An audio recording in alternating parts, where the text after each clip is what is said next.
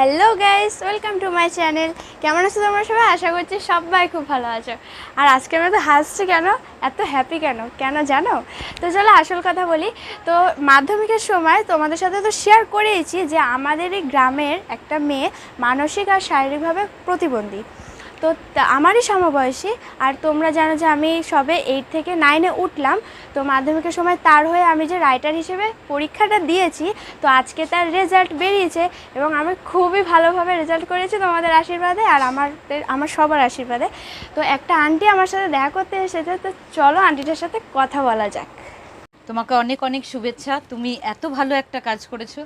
আমি সুলতা রুইদাস আপনাদের সকলকে জানাই যে আমাদের প্রত্যেকের ঘরেই এরকম ডিসএবিলিটি ছেলে মেয়ে থাকতেই পারে।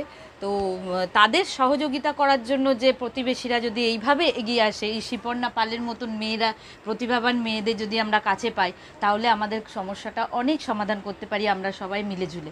তো ওকে এবং ওর বাবা মাকে, মা একটু এদিকে এসো, ওর বাবাকে এবং মাকে সবাইকে আমার পক্ষ থেকে অনেক অনেক ধন্যবাদ এবং ওকে অনেক আশীর্বাদ করি যে আগামী দিনে ওর উজ্জ্বল ভবিষ্যৎটা আরও গড়ে তুলুক। আমার শুভেচ্ছা সবসময় ওর সঙ্গে থাকলো।